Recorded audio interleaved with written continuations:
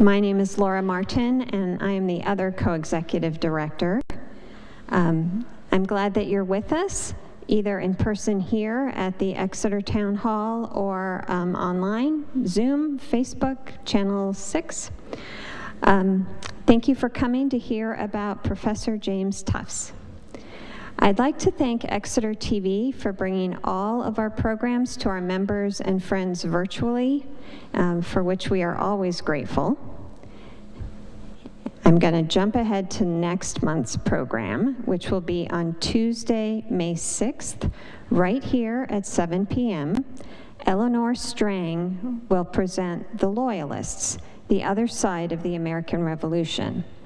Being that 2025 is the 250th anniversary of the beginning of the revolution, this seems like a particularly appropriate program. Our short annual meeting will follow the presentation, and we will ask our members to stay so that they can quickly vote on a new slate of trustees and on the updated bylaws. You can view both the red-lined bylaws and the slate of trustees from the homepage of our website, exeterhistory.org. Tonight, I'd like to ask that if you have a question and you're here in the building, that you wait for one of us to run over to you with the microphone. That way, both the speaker can hear you and anyone who might be watching online can hear you. If you are on Zoom or Facebook, please write your questions in the comments section. And now for the main event, Historical Society board member Jonathan Ring and his cousins Thomas Tufts and Jim Tufts are here to talk about their great-grandfather, Professor James Tufts, and his influence on education and community life in Exeter. Thank you, John, Tom, and Jim.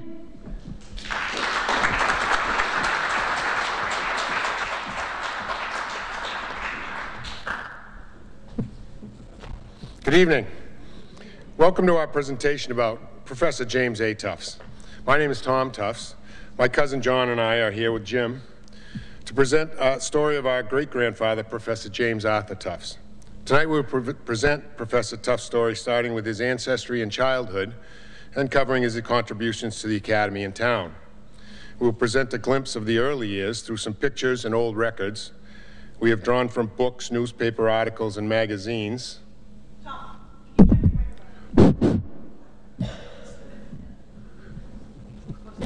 Closer? Is that better? Okay, I guess I gotta lean in a little bit. Slow down. Okay. I have that written down at the top. Thank you. We'll present a glimpse of his early years through some pictures and old records we have drawn from books, newspaper articles, and magazines. Our research was thorough, but there's always more to be discovered. There will be an opportunity at the end for the audience to share additional information or stories and ask questions. A detailed list of references is available. We also have a lot of other photographs and ephemera we were not able to fit into today's presentation. Many of the family pictures can be found in the Tufts collection at the Historical Society here in Exeter. We do have some stuff displayed today as well. Some lovely Sterling cups, some Exeter Academy ephemera, and some old books and newspapers. Professor James Arthur Tufts I was born April 26, 1855 in Alstead, New Hampshire, to Timothy Tufts and Sophia Kingsbury Tufts. This image is a postcard of Alstead, which shows Timothy Tufts' home on the left. Alstead is a hill town in the western part of New Hampshire. The professor's father, Timothy Tufts, was a teacher, then a merchant, in the paper mill village of Alstead. This is Timothy Tufts at his store, his card. There he is again at the store, sorry. That's his business card. And there's a picture of he and Sophia, if you can make them out on the sidewalk there, next to this. Their home was next to the store in downtown Alstead. Alstead is the country that Robert Frost and Donald Hall write about. Alstead was primarily a farming community, but was also home to mica mines and water-powered mills. One of the professor's Kingsbury ancestors was one of the first mill owners in Alstead. Another of his ancestors, Peter Laborie, was an Indian captive from Fort No. 4 in Charlestown, New Hampshire. According to the diaries and letters, these families were very close. This is the professor's grandfather's home in Walpole, New Hampshire. The professor's grandfather, Jonas Tufts, was the first Tufts in our line to come to New Hampshire. He came from 4 generations of Tufts in the Medford, Massachusetts area, starting with our common English immigrant ancestor, Peter Tufts. I could talk all night about Tufts genealogy. John Ring and I are on the board members of the Tufts Kinsman Association, but we'll spare you the long story. The Tufts home was a dentist's office when I visited. A good education and skill in reading and writing were impressed upon the professor at an early age. In Alstead, education began at home and then was likely conducted in a one-room schoolhouse such as this. This credit for this photo goes to the Alstead Historical Society. This schoolhouse exists today near Timothy Tufts' old farm. He had a farm on the outskirts of town, as well as his house in town next to the store. Alstead had a strong community with active social groups. The professor's diary talks about recitals. We have an 1872 diary here, which is quite valuable. The professor's diary talks about recitals, plays, translating Latin for his father and his uncle Jim. After attending Alstead School, the professor went to Miles Military Academy in nearby Brattleboro, Vermont. In 1866, he was 11 years old. He then attended Burnside Family School, also near Brattleboro. These are the earliest images we have of the professor. This one with the cap is labeled 1870. This one appears a little younger, so they are likely from the 2 schools. The professor's public speaking began with plays and recitals in Alstead and continued with lectures and public addresses throughout his life. He was even called upon to return and speak at events and dedications around Alstead. This is a pamphlet for the dedication of the public library, and this is the public library picture. We think this might be one of the professor's little teaching sticks, because it was in the Tufts collection, but we're not sure of it. You can barely make out the professor just there standing amongst the crowd. There's some other images, like 10 or 12 of these. It was quite an event. He was also called upon to speak at the dedication of the Alstead High School and the dedication of the Velas Bridge to Bellows Falls, Vermont from Walpole, New Hampshire. It took me forever to figure out where that was. After boarding school, the professor worked in his father's store. His diary of 1872 talks about checking inventory, making flour deliveries, and cutting ice. The Historical Society in Alstead has a wonderful setup of an old store in their building. Visit it if you can. In one Alstead history book, New Hampshire Born's a Town, Marion Rawson writes, "Down in Timothy Tufts' home in Paper Mill Village, a boy child was destined to be a real father to thousands of boys at Phillips Exeter. Never a president in name, but more a symbol of the academy than someone who held that title." In April of 1872, 16-year-old James Arthur Tufts leaves Alstead, goes to Exeter to attend Phillips Exeter Academy. This is his diary notation, and it reads, "Wednesday, April 10, Uncle Jim and I went to Exeter by way of Boston. Arrived about 7, fare $3.50 to Boston. $1.50 from Boston to Exeter, stopped at Squamscott House, waited 2 hours in Boston as we were late to 3 p.m. train. 2 days later, he secured boarding at Mrs. Moulton's, recited for numerous professors, and was accepted to the academy. A few days after that, he celebrated his birthday far from home, away from his family in a new school. Little did he know at that time, except for his few years at Harvard, he would spend the rest of his life at Phillips Exeter Academy in the town of Exeter. Also, Exeter Academy celebrated that birthday every year. Many mentions of it in the Exonian. This is his student picture from Phillips Exeter Academy. His classes at the academy challenged him, but he excelled. While a student at Exeter, he involved himself in numerous athletic and academic activities. Exeter historian Olive Tardif noted in her 1982 Exeter newsletter article, the young Tufts very early showed the determination, personal integrity, and energy that would place a unique stamp on his personality, making him a man that both PEA alumni and Exeter residents remember vividly. John Ring will now take us through the Harvard years and the professor's academy career.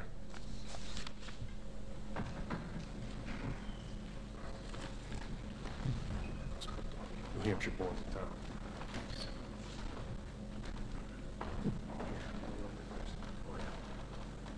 Thanks.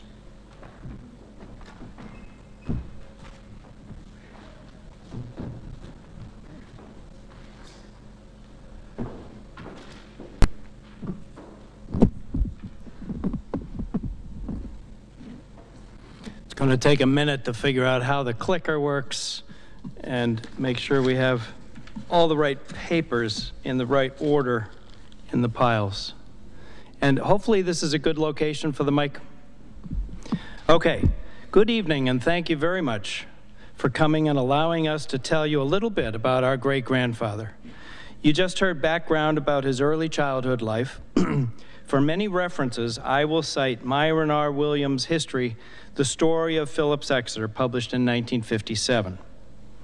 He says in this book, 1872 to 1873 was the last year of the old academy. Remember, that's the year that James Arthur Tufts arrived. The last year of the old academy. A student in 1872 was able to then see the school solidly on the summit which it had reached in its first 90 years of existence. So let's look back briefly at this honored institution. This is the cover of that book. John Phillips was born in 1719 in Andover, Massachusetts, and graduated from Harvard College in 1735.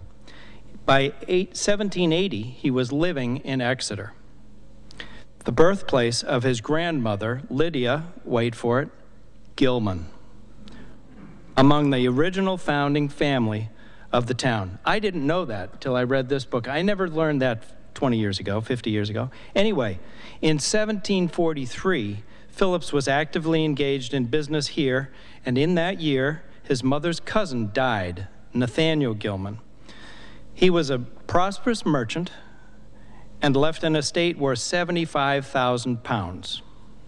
According to Williams, Phillips, who was then 24 years old, went to board with Mr.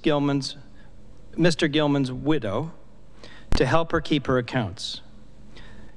Quote, this situation Phillips found so greatly to his liking that on August 4, 1743, he and Mrs. Gilman were married, end quote. When she died 22 years later in 1765, Phillips built a house over here on Water Street. There's a plaque on it now, on the building location now. And he continued operating the businesses here to great profit. In 1778, he helped his brother and nephew found Phillips Academy in Andover, Massachusetts. According to Williams, his character was impeccably of the highest caliber. He was a strict Orthodox Christian.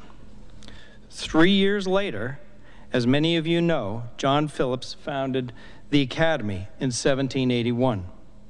2 years later, it formally opened its doors to students, quote, for the purpose of promoting piety and virtue and for the education of youth in the English, Latin, and Greek languages, in writing, arithmetic, music, and the art of speaking, practical geometry, logic and geography, and such other liberal arts and sciences or languages as opportunity may hereafter permit, and as the trustees hereinafter shall direct. The first principal was William Woodbridge, who served only 5 years, teaching with the 2 other instructors. First, in 1783, with 56 students and only 13 students in 1787. I think Mr. Phillips canned him. The next 2 principals were Benjamin Abbott, we've heard his name, if you're familiar with the Academy, Benjamin Abbott, who served for 50 years, and Gideon Lane Soule, who had a 35-year tenure. Abbott was, quote, the real genesis of the Academy. And over these 85 years the two men served, they created the solid foundation of the old Academy in accordance with Phillips' mandate. There's Mr. Abbott, and there's Mr. Soule. So this is the Academy that the professor arrived at as a student in 1872 for the final year of Principal Soule's tutelage. At the time, there were 161 fellow students and 3 instructors, George Wentworth on the left, math, Bradbury Silly on the right, Latin and Greek, and Robert Pennell, who taught Latin, and was the grandfather of Martha Pennell, a former trustee of the Exeter Historical Society. The first 2 instructors had been trained in the old academy by Principal Soule for 13 to 14 years. And they upheld the vision that John Phillips had established. I don't know how 4 men kept track of 40 boys each, as that seems like a high ratio of attentiveness. The 3rd Academy building had just been built on the site of the current 4th Academy building. The boys lived in Abbott Hall, appropriately named, Gorham Hall on Front Street, which was also a hotel at the time and is now the Major Blake building, and in many boarding houses throughout the community. This is the chapel inside that 3rd Academy building. Among the professor's fellow classmates in the fall of 1872 were Harlan Page Amon, who became the 7th principal of the school 23 years later, William DeWitt Hyde, a roommate of Amon here and then later at Harvard, and future president of Bowdoin College, and our own beloved Henry Ploopy Shute, Exeter resident, attorney, author of 20 books, including The Real Diary of a Real Boy in 1902, and bassoon player in the Exeter Brass Band, out here in the bandstand, featured last summer in our Exeter Historical Society poster and exhibit for the brass band. From the 1905 Academy Yearbook, the Paean, as it's called, which was dedicated to Professor Tufts, we read, quote, during his 2 years as a student, he identified himself with the Golden Branch Debating Society, taking a prominent role in its affairs. He was soon recognized as a leader in literary and debating community and was called upon to fill the presidency of the Golden Branch in 1873. He was also Unitarian Church and Chapel monitor, because all boys were required as part of the Phillips legacy to attend Academy Chapel every weekday and a local church every Sunday. He was very popular among classmates, as is attested by the fact that he was named president of the class. He graduated with high honors in 1874 and went to Harvard, as did many of his classmates. The 1905 Paean continues, quote, at college he was well known and highly esteemed. Throughout his course, he was president of his class. From the professor's 1876 diary, we know that he did his recitation coursework at Harvard, regularly attending the Unitarian Church, and was already dating his future wife, Effie Locke of Arlington, Massachusetts. We assume that they met at church. He spent many evenings at home with Effie and her parents, reading aloud Tale of Two Cities by Charles Dickens, singing hymns and songs, making popcorn, etc., which is what he says in the, and remember, there's no television and no radio. He rode the trains in 1876 to the Centennial Exposition in Philadelphia, visiting and staying with classmates from Exeter and Harvard in New York and there in the city of Philadelphia. That November, he traveled home to Alstead, proudly voting in his first presidential election between Samuel Tilden and Rutherford B. Hayes. He does not say for whom he voted, but he does list Alstead results, with much higher counts for Hayes. Just 2 months after obtaining his Harvard degree in August of 1878, he was appointed an instructor in English at the Academy, just 2 months later. In addition to English, he taught some Latin and mathematics. He married Effie that December, and they remained married for 53 years until her death in 1931. Now, back for a moment to PEA leadership.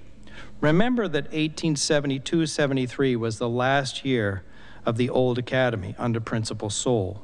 According to Williams, the quality of a Phillips Exeter education declined for the next 22 years due to the poor stewardship of Principals Albert Perkins, Walter Scott, and Charles Fish. Can you think of any buildings on campus named for them? When there was a vacancy between these short-lived men, Professors Wentworth and Silly would lead the school.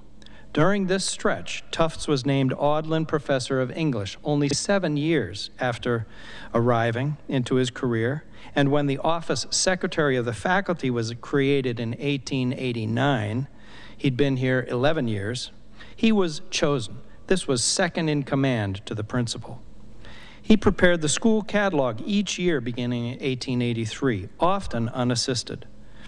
Prominent students during those years included Thomas Lamont, future president of J.P. Morgan Bank, and William Boyce Thompson, class of '90, a wealthy miner and benefactor of the academy. During those 22 years, a whopping 18 other instructors were hired, working either a year or several, and left. Professors Tufts, Wentworth, Silly stuck it out, along with longtimers Oscar Faulhaber, who taught French and German, and William Francis, who taught math. Enrollment during those years varied widely from 166 to 224 to 204 to 355 to 191. The trustees were quite frustrated with how the academy was being run and with its falling reputation in the independent school community. When Principal Fish finally left in 1895, the trustees convinced a fellow classmate of the professors, Harlan Page Amon, to become principal in 1895, who served until his death in 1913.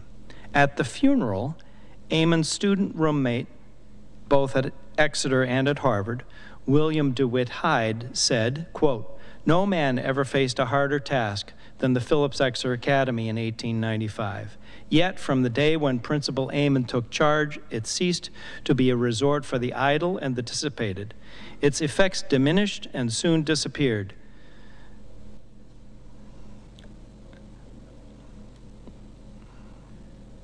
Students came in increased numbers and entered college with increasing credit. Buildings rose, 5 dormitories, the Lamont Infirmary, the Thompson Gym with a pool, the Davis Library, Phillips Church, and they purchased 3 houses for student rooming. Grounds were extended, facilities were improved, the faculty was enlarged and strengthened, the confidence of the public was regained until at the end of 18 years, the Academy stands with its leadership not only restored, but enhanced. And it is as typical of the best in secondary education in democratic America. DeWitt Hyde adds, quote, "Modest and gentle as he was, Amon was firm to put the welfare of the school as a whole above the pleasure or interest of any individual. What a wonderful, exciting time that must have been for Professors Tufts, Wentworth, Silly, and the others." This is the faculty in 1892, and in 1895 it had increased a little bit. The professor is second from the right in the front row. We are fortunate to have great-grandfather's diaries of 1872, 76, 82, 89, 90, and 92, and 2 diaries from his wife Effie from 1910 and 1911. In 1910, Effie noted that the professor represented Phillips Exeter in Burlington, Vermont, at the funeral of a schoolboy who had died at Exeter suddenly of scarlet fever. Remember, he was second in command. He spoke most eloquently at myriad dedications and celebrations in countless colleges, churches, and many municipalities. Cousin Jim will speak more to those in a minute. During these many years, he was active certainly with teaching, and as wife Effie recounts in her diaries, traveling on the trains frequently to Boston and New York on Harvard and Exeter business, but also raising 6 children.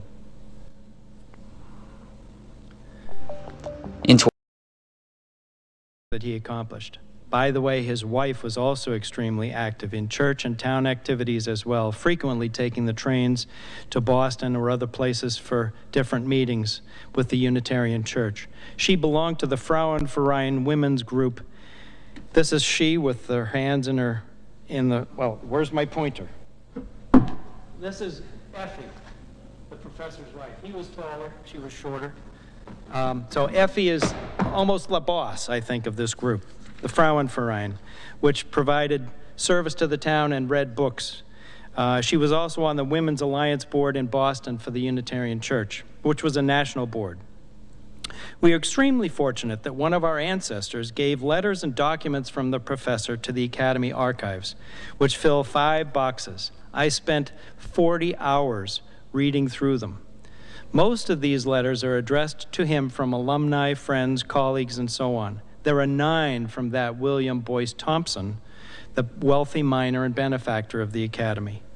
When Principal Amon died unexpectedly in November 1913, Professor Tufts immediately received many letters from parents and alumni suggesting that he should be made the next principal due to his regard for the school and the high esteem in which they held him. The trustees did move very quickly to find a successor. The archives include a 6-page December 31 letter in 1913 from attorney Charles D. Booth in Portland, Maine, addressed to Jeremiah Smith, then chairman of the trustees of the Academy, in which Booth expresses much admiration for Professor Tufts. He also writes, quote, "Belief in Christ, per John Phillips, was mandatory for the principal. A Unitarian does not believe in the divinity of Christ, so he does not qualify." End quote. Footnote, remember those 22 years of trouble at the Academy with those unsatisfactory principles between Sol and Amon. In the 50th anniversary edition of the Exonian, which was the school student newspaper, this was published in 1928. In the 50th anniversary edition, I read from Ernest B. Balch, class of 1879, who was a founding editor of the paper in 1878. He wrote that many of his classmates and he felt that George Wentworth should have been made principal during those difficult years. But, he writes in here, quote, "because he was a Unitarian, the Phillips dead hand prevented." And guess who this 50th edition is dedicated to? James Arthur Tufts, for his 50 years of service. And he wrote a history of the Academy in this that was published as well. Now, back to 1914 and the arrival of Principal Lewis Perry, who would serve with great distinction for 32 years. The professor was fully supportive of Perry in his efforts and incredible work for the institution. The two of them worked as an amazing team. The professor had retired by 1928, and he spent the next 10 years building the alumni program. The 1930 Harkness gift from a longtime professional associate of Mr. Perry's was a huge game changer for the Academy to reduce class size and drastically improve the teaching style around a large table with 1 teacher, 1 instructor, and 12 students, resulting in many new teachers and additional dormitories. Imagine how very excited the professor must have been during those years, walking around and witnessing that growth. Now, before I turn this over to cousin James Arthur Tufts IV to discuss Professor Tufts' impact and influence on his students on this town and in New Hampshire, I have a brief final reflection. I attended the Academy from 1969 to 1972, and my yearbook quote reads, "Community is what really counts. That and people." That is my essence, and when I wrote those words, I was not at all aware of what great-grandfather had done. I also grew up with roots in the Unitarian Church here in Exeter, and then 51 years ago, I became a member of the Baha'i faith. which teaches the oneness of mankind, world peace, the equality of women and men, elimination of all forms of prejudice, and so on. I would like to think that the professor approves. Thank you.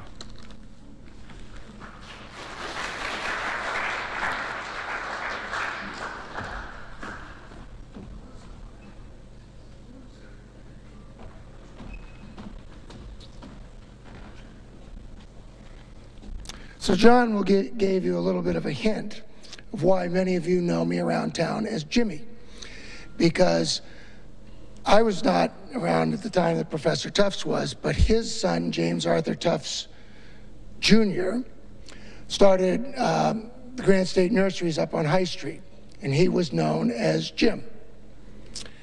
His son, eventually, James Arthur Tufts III, my dad, our dad, eventually took over the nursery, and he was known as Arthur. And along came James Arthur IV, and there had to be a distinction so that they didn't get all of us confused, so I became Jimmy. And it stuck for all these years. So I'm going to piggyback on where John kind of left off. And Professor Tufts continued for the next 14 years when Principal Amon came, and finally retired in June of 1928. So he had come in 1878 to a school with 212 students, 6 teachers, and 3 buildings, and a tuition of $60.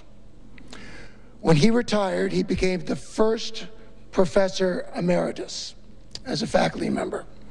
And at the time, the school had 716 students, 46 teachers, 30 buildings, and a tuition of $350. During his time there, they had built Soule Hall, Peabody Hall, Merrill Hall, Hoyt Hall, Dunbar, Webster, Amon, Silly, Wentworth, the Davis Library, the Thompson Gym and Pool, Phillips Church, the Lamont Infirmary, and also purchased from the community Vesey House, Williams House, Gilman House, and Dutch House. So it was a little different landscape as he stepped away. He received honorary degrees during that time from the University of New Hampshire, Dartmouth, Princeton, and Boston College. Not one to walk away from duty, what he then did for the next 10 years was communicate with alumni. During his time at the Academy, he was one of the most sought after faculty people to speak at alumni events. And in 1891, he had become secretary of the New England Alumni Association. In many of the literature we've researched, it talks about several of his trips representing the school.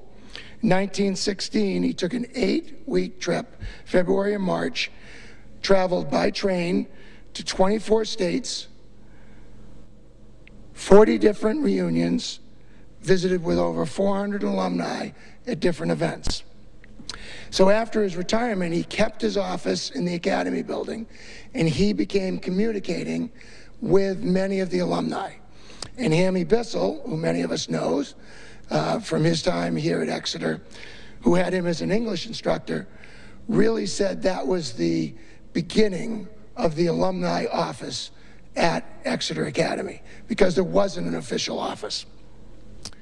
Now, during all those many things that he was doing at the Academy, he was also serving in a number of roles here in our community.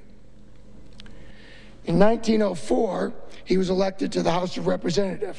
In 1907, he chaired the Education Committee in the legislature. In 1918, he ran for Senate and was elected a senator for this district. And in 1921, served as president of the Senate.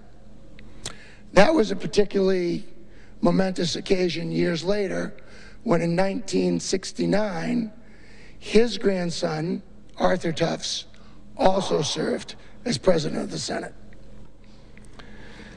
He also served as trustee of the Robinson Female Seminary, trustee of the Exeter Public Library, trustee of New Hampshire College, which is now the University of New Hampshire, officer of the Unitarian Church, chair of the Merrill Lecture Series, which many of us in our generation remember was a big event. Once a month, this room was full of Merrill Lecture, and he sought the speakers, housed them, made all the arrangements. He also wrote articles for the Exeter newsletter, particularly on his trip to Europe in 1905.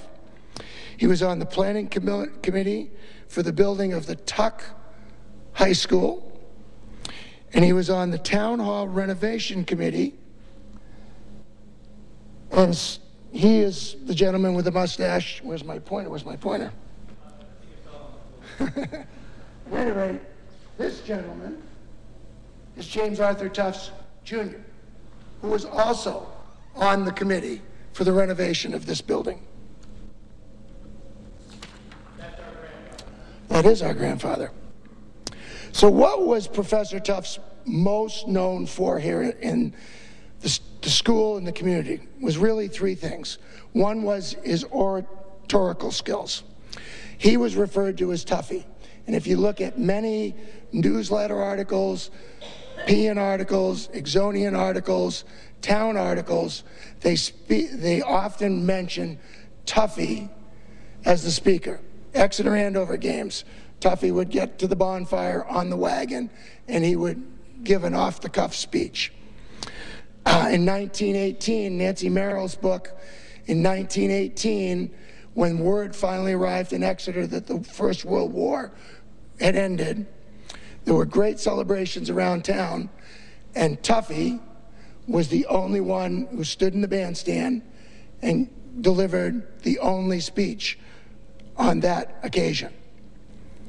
He was the primary advisor of the Golden Branch and the Soul debate societies, which were the main debate societies at Exeter. And back in the early 1900s, debate was one of the main functions at the school, even more so than athletics. So he was often sought, as you could see in some of the other slides, as the man who gave many speeches.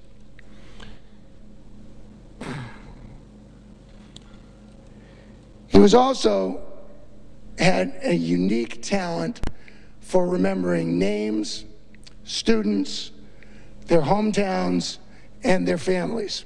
Each year when the students registered for school, they did so at Professor Tufts' house on Pine Street, so that he knew many of them.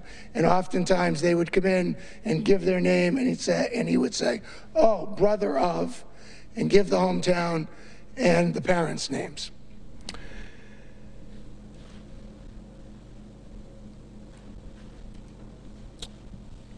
John mentioned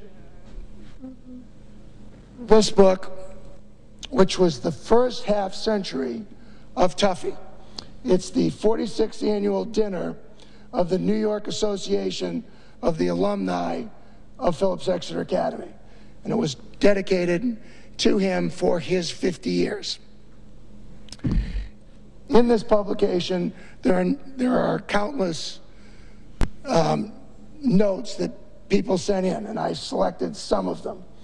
And this one from Charles Robert Bangs, class of '81, finishes with, "There can be no finer man nor better friend than Tuffy."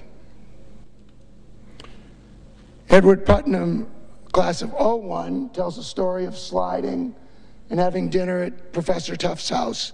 And he finishes with, "Tuffy knows thousands of boys, but the boys of all ages know only one Tuffy." And Sharon and Bechtel, class of '91, said, "I had not seen Professor Tufts after leaving the academy for more than 20 years.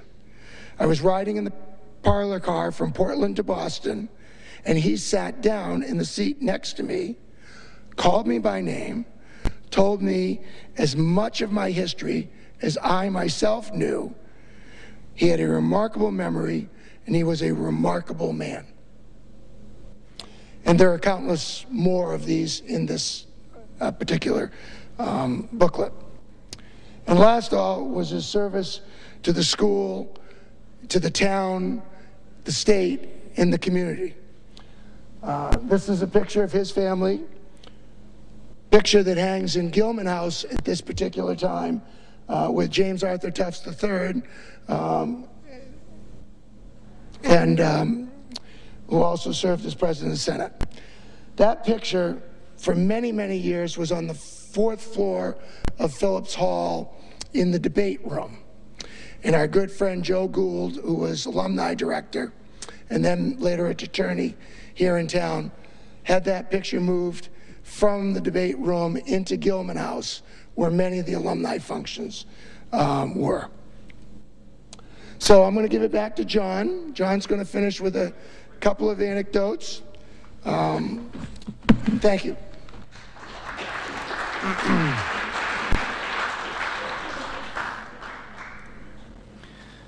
So I see that we have a few extra minutes before we take questions. And I know that you paid full price for your ticket for an hour of entertainment, so we should not disappoint. Allow me to share a few excerpts from those hundreds of letters that are in the archives at the Academy. This is from 3/29/19 from Sergeant R.A. Berlin, sent from Paris to Senator Tufts, thanking him for wonderful instruction. 12/6/27 from William Bingham. Thank you so much for attending the New England Alumni Association dinner. We love you. 383 alumni attended for Tuffy. In May of 1895, remember Mr. Fish was there, and he hadn't been thrown out yet. He hadn't left. J.W. Carr wrote to Tuffy, "The trustees apologized at alumni dinner here in Philadelphia for the condition of the school. My opinion," he says, "would not have been necessary had you, Professor, been principal these past 5 years." In June of 1931, Dr. Frederick Charles remarks about the professor's oratory at the 150th anniversary celebration for the Academy, which was tribute to him as well, and the standing ovation that he received. December of 1923, G.A. Amsden, the professor, said, "The Phillips Exeter class of 92 would like to hire a secretary for you to write a book and publish your memoirs." If only that had happened. The class of 92 offered to do that. This was the most amazing one to me, one of them. October of 1920. Walter D.G., headmaster of the Nichols School in Buffalo, New York. Quote, "I have never forgotten the night when, at your house, 27 Pine Street, one of your boys said to you, 'Father, what would you want to be if you were starting life all over again?' Your reply, without even a trace of hesitation, was, 'A schoolmaster.'" In 1928, William Will congratulated the professor on 50 years emeritus teaching, describing that he was a student with no, and said that he reminded the professor that he had been a student with no money and was not sure what would happen to him at the school. Tuffy told him to come to his house on Pine Street. The professor donned work clothes to demonstrate how to wheel ashes from the furnace. Then the professor took his family in a carriage ride. And the man ends his letter, "Lawyers are not honest, clergymen are not true, but Professor Tufts has 50 years rung true." Only a couple more. In 1927, Mr. Harmon writes, "Exeter of today is 75% Tufts, 25% the rest." Charles Thayer in 1928 praises and accolades the professor on 50 years and honorary degrees and so on, and notes the professor's humility, that he does not blow his own horn. And he quotes, "He that is greatest among you, let him be one that serves." That William Boyce Thompson in 1908 wrote a letter that said, I told you he wrote 9 letters that are in the archives. He said that he would give $300 a year for the next 7 years to Professor Tufts' salary, and that he would give $8,000 to the construction of a new hotel at Exeter, which is the one on Front Street and Pine Street. And the last one, Jim mentioned that he had been representative in the House and in the Senate, and well, we won't do the question. We don't know how he did that while he was a professor, because he was certainly teaching school at the same time. We don't know the terms for the legislative stuff. But in July of 1972, after he had served as Senate president, Harold Toll wrote a letter that said, if you decide to run for governor, I shall support you. So that ends our comments, and we'd be happy to answer any questions that you might have. Thank you.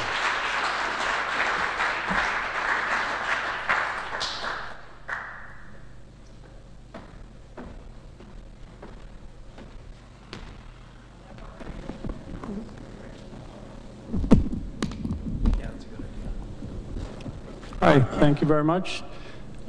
Did he consider being president of the Academy? It seems like he would have been a good president. He did offer to be president, a principal of the Academy, and that's when Mr. Booth was asked to write this letter, research the situation, write the letter. He was an attorney that the trustees obviously knew and had used before, the attorney up in Portland, Maine. And in fact, there's a letter in the file from Charles Booth to the professor.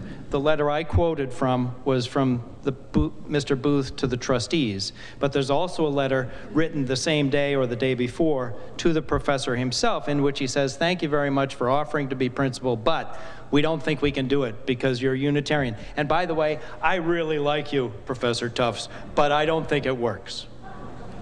So he did offer. Well, I'm married to a Tufts, and I have, before tonight, I'd say 30 years ago, identified the existence of the Tufts gene, watching Jimmy and Annie and their ability to remember names.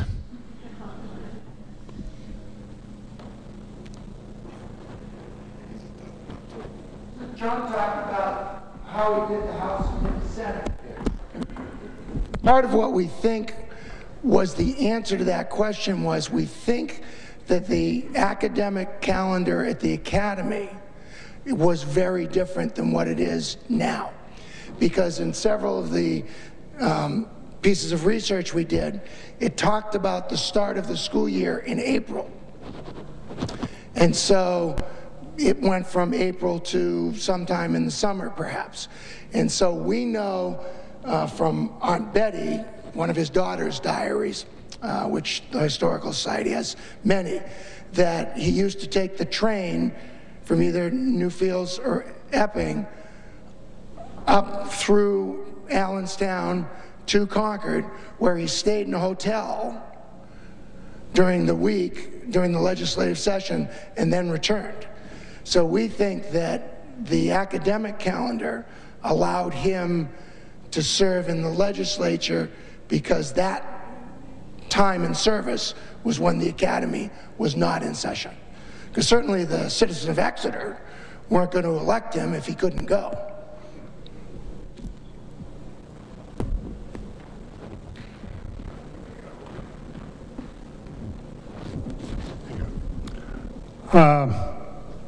Any references to the professor being heavily involved or in coaching over the athletic department?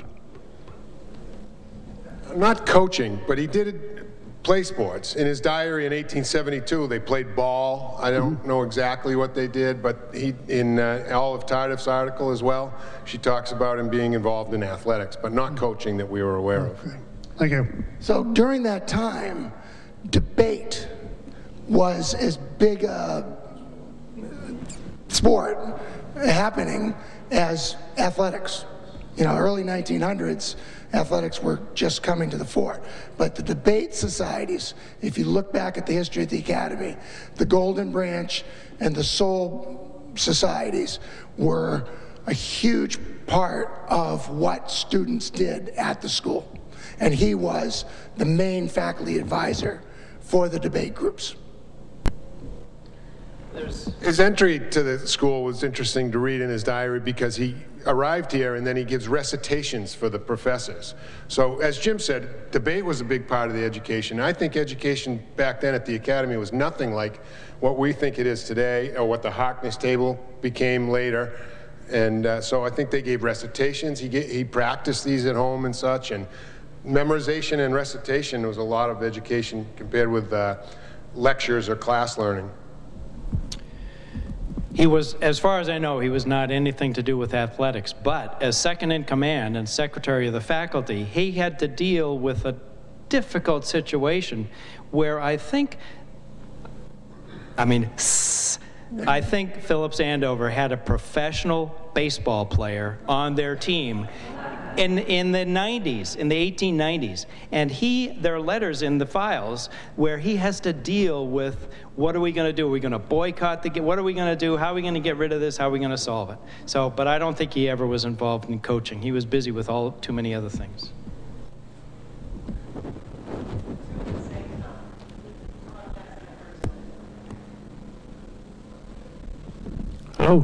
I was curious, I'm sure you've traced the genealogy, so where do you go back to prior to Olmsted, meaning where does the Tufts lineage come from? 4 generations before Jonas, the professor's grandfather, came to New Hampshire, they were around Medford, Massachusetts.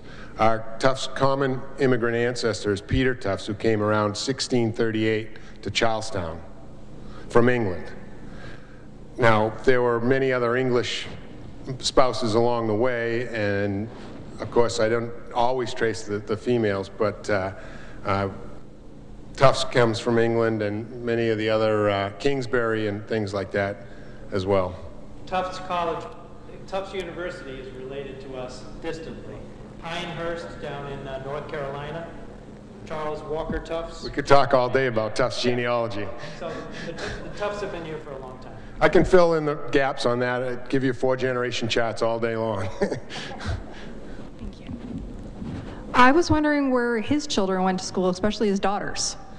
So he had 6 children. Irving, the oldest, went to Phillips Exeter and Harvard and went to Wall Street. They had a daughter who was killed tragically in an accident here in town at a young age, 18. And let's see, Delmont... He went to Exeter, Harvard, and was a farmer eventually after other things. Theodora, his daughter, married a Dartmouth professor. Helen Betty Tufts, that we hear about from the Historical Society all the time, and is pictured here. Stayed in Exeter, was a great companion to Professor Tufts in his later years. They went on many vacations. There are hundreds of pictures that we have, and they're a lot of data in the diaries that the Historical Society has of Betty's. And Grandpa Jim went to New Hampshire College, UNH, and came back to Exeter and was a nurseryman in town. And the women all graduated from Robinson Female Seminary, as did our aunt. We are fortunate because out of the 6 children from James Arthur Tufts, our grandfather, who was number 5 in the line, had 6 children, and then from those 6, I think there are 17 cousins, some of whom are in the room today. So from those 6 cousins, there were the 3 women who went to Robinson Female Seminary, and then our aunt and my mother went to 2 of our grandfather's children went to Robinson Female Seminary too, until it was closed, and actually they were then all out of school. And he was a trustee of the Robinson Seminary for many years.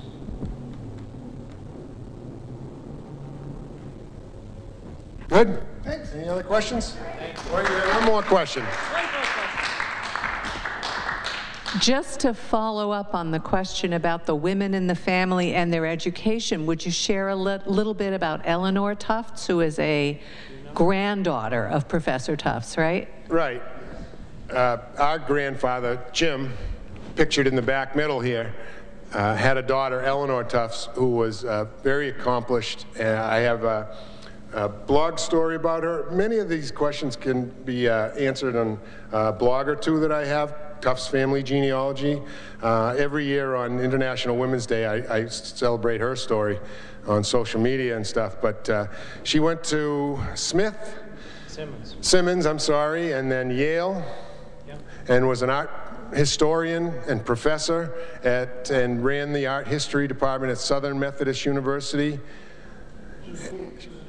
She had a doctorate as well, and I'm sure there are a few other things I've left off, but I can connect you with the link to that. She spoke at the dedication of the public library here in town, which was kind of fitting that her grandfather spoke at the library dedication in Alstead, too. She was on the faculty at Southern Connecticut and then eventually Southern Methodist University. She was head of the art history department at Southern Methodist. She was very famous for taking trips to Europe and returning and gathering all of the cousins and having seminars about Europe and art, and we all sat through them and smiled and did our best. Hoped she didn't ask us a question. And that was in the early 1970s when women artists were not widely recognized. We had a program here, was it last month, about fierce women artists, which was very exciting. And our Aunt Eleanor was among the leaders in going out, investigating in Europe who these women artists were and writing about them. She wrote a book. Yeah, she did write a book, which we should have brought with us. And when the Museum for the American Women Artists opened in Washington, D.C., she curated the first exhibition.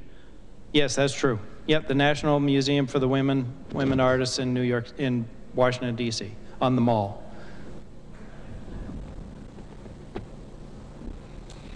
Thanks, everybody. Thank you. Thank you. Got anything in here you need?